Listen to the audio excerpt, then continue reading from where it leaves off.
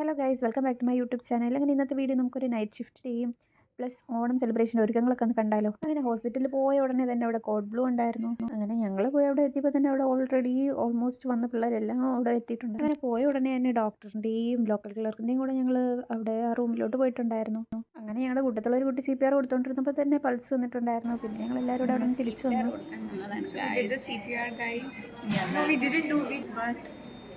The patient was stabilized. Congratulations. You didn't have to do any perform any CPR. That's it.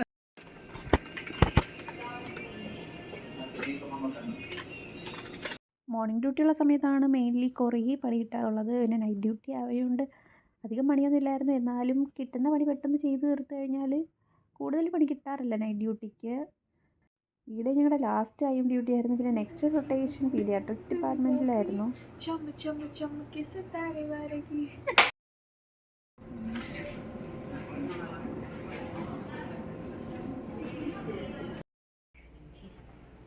നമ്മുടെ പണി കഴിഞ്ഞു guys. Last time ഡ്യൂട്ടിയിൽ പക്ഷെ എന്നെ ഐസിൽ ഇട്ടായിരുന്നു. എനിക്ക് 5th ഫ്ലോർ നമ്മൾ ഷിഫ്റ്റ് എടുത്ത് ഡ്യൂട്ടി മുടിഞ്ചാച്ച് കഥം. അങ്ങനെ ഡ്യൂട്ടി കഴിഞ്ഞ് വന്നപ്പോൾ ഞാൻ അടുത്തുള്ള ഒരു സൂപ്പർ മാർക്കറ്റിൽ കയറിയിട്ടുണ്ടായിരുന്നു. അവിടെ നോക്കിയപ്പോൾ സ്നാക്സ് ഒക്കെ വെച്ചിട്ടുണ്ടായിരുന്നു.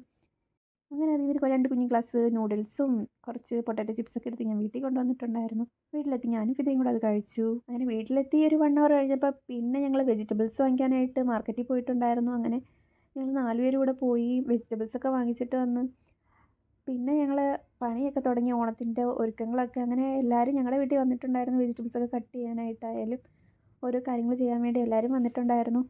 അങ്ങനെ ഓരോ സൈഡിൽ ഓരോരുത്തരായിട്ട് വെജിറ്റബിൾസൊക്കെ കട്ട് ചെയ്തിട്ടിരിപ്പുണ്ടായിരുന്നു. അങ്ങനെ ഓരോ വെജിറ്റബിൾസും കട്ട് ചെയ്ത് മാറ്റി വെച്ചു. ഇതൊക്കെ ഓരോ കറി വയ്ക്കുന്നവർക്കായിട്ട് കൊടുക്കാനുള്ളതായിരുന്നു.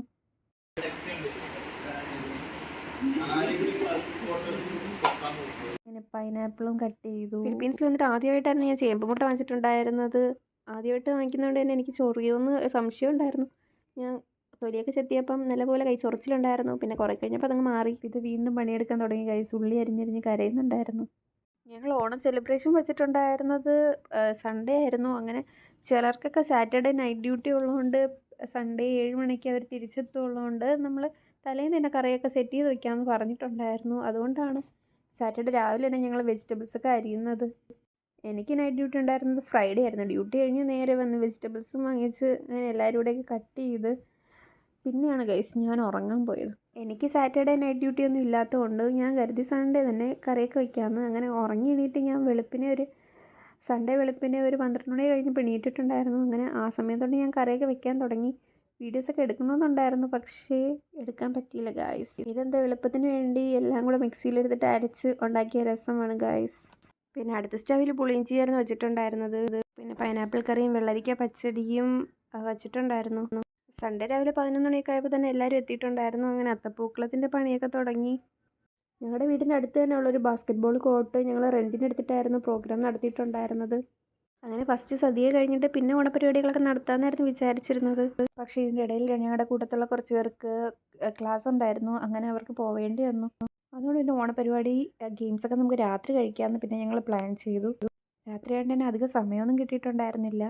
ഇതായിരുന്നു ഗൈസ് എൻ്റെ ഓണം ഔട്ട്ഫിറ്റ്. പൂ കുറച്ച് കൂടിപ്പോയെന്ന് പിന്നെ ഫോട്ടോസ് കണ്ടപ്പോഴാണ് എനിക്ക് മനസ്സിലായത്. അങ്ങനെ സദ്യയുടെ പണികളെല്ലാം കഴിഞ്ഞപ്പോൾ ഞങ്ങളെല്ലാവരും റെഡിയായി ഇറങ്ങിയിട്ടുണ്ടായിരുന്നു. ഇനി അടുത്ത് ഫുഡ് കഴിക്കണം. അങ്ങനെ റെഡിയായി കഴിഞ്ഞതിന് ശേഷമാണ് അനു മെഹന്തി ഇട്ടിട്ടില്ലാത്തതുകൊണ്ട് അലീന അനുവിന് മെഹന്തി ഇട്ട് കൊടുക്കുന്നുണ്ടായിരുന്നു. എൻ്റെ കയ്യിൽ ഞാൻ ഇട്ടിട്ടുണ്ടായിരുന്നില്ല മെഹന്തി. പിന്നെ ഞാൻ എന്തെങ്കിലും കുഴപ്പമുണ്ടോ എന്ന് നോക്കിക്കൊണ്ട് നടക്കുന്നുണ്ടായിരുന്നു. പക്ഷെ എന്നിട്ട് പൂ കൂടുതലാണെന്ന് അപ്പോഴും എനിക്ക് മനസ്സിലായില്ല. പിന്നെ അനുവിൻ്റെ വിരലിലൊക്കെ പെട്ടെന്ന് മൈലാഞ്ചി ഇട്ട് കൊടുക്കുന്നുണ്ടായിരുന്നു. ഇങ്ങനെയാണ് ഗായ്സ്.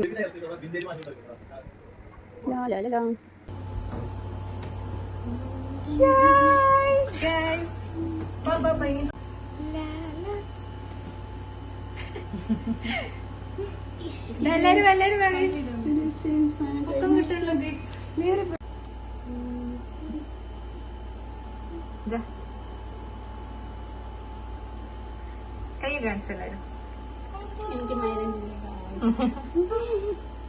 പിന്നെ ഞങ്ങൾ പരിപാടി നടക്കുന്ന കോർട്ടിലോട്ട് പോയിട്ടുണ്ടായിരുന്നു. അപ്പോൾ അവിടെ പോയപ്പോൾ ബാക്കിയുള്ളവരെല്ലാവരും അവിടെ അത്തയിട്ടിട്ട് നിൽക്കുന്നുണ്ടായിരുന്നു. അങ്ങനെ അത്തൊക്കെ ഓൾമോസ്റ്റ് ഫിനിഷ് ചെയ്തിട്ടുണ്ടായിരുന്നു. അവർ കാറ്റടിക്കുന്നതുകൊണ്ട് തന്നെ ഒരു ടേബിൾ എടുത്ത് അവർ മറച്ചു വെച്ചിട്ടുണ്ടായിരുന്നു. പിന്നെ എല്ലാവരും ഫോട്ടോസൊക്കെ എടുത്തതിന് ശേഷം 11 മണിക്ക് സദ്യ കഴിക്കാമെന്നായിരുന്നു ഞങ്ങളുടെ പ്ലാൻ. പക്ഷേ കഴിച്ചു വന്നപ്പോൾ ഓൾമോസ്റ്റ് 1 മണിയായിട്ടുണ്ടായിരുന്നു. ഇതായിരുന്നു ഗൈസ് ഞങ്ങളുടെ അത്തം. ഓണം 2025 ഞങ്ങളുടെ ഫിലിപ്പീൻസിലെ ലാസ്റ്റ് ഓണമാണ്. കുറച്ച് പൂവിൽ ഒറിജിനലും കുറച്ച് അല്ലാത്ത ആർട്ടിഫിഷ്യലായിരുന്നു പൂവ്. പിന്നെ അത്തമെല്ലാം കണ്ട് നേരെ പിന്നെ വീട്ടിലോട്ട് പോയിട്ടുണ്ടായിരുന്നു. അങ്ങനെ ഓരോരുത്തരായിട്ട് വന്നു വീട്ടിലോട്ട്. പിന്നെ ഞങ്ങൾ സദ്യ വിളമ്പി. ഓണസദ്യേൻ്റെ ഓണപരിപാടിയുടെയൊക്കെ വീഡിയോ അടുത്തൊരു വീഡിയോ ആയിട്ട് ചാനലിൽ അപ്ലോഡ് ചെയ്യാം. അങ്ങനെ പരിപാടിയൊക്കെ രാത്രിയിലോട്ടാക്കിയോണ്ട് കുറച്ച് പേരൊക്കെ പോയി. അവർ രാത്രി വരാമെന്ന് പറഞ്ഞിട്ട് പോയിട്ടുണ്ടായിരുന്നു. പിന്നെ ബാക്കി ഞങ്ങൾ കുറച്ച് പേരുണ്ടായിരുന്നു. പിന്നെ ഇൻസ്റ്റയിലൊരു ലൈവൊക്കെ ഇട്ട് അവിടെ ഇരുന്നു. ലൈവിൻ്റെ കുറച്ച് പോർഷൻസൊക്കെ നമുക്ക് കണ്ടാലോ. പിന്നെ നമ്മൾ ഇറങ്ങാൻ പോവുകയാണ് ഗായ്സ്. Bye guys.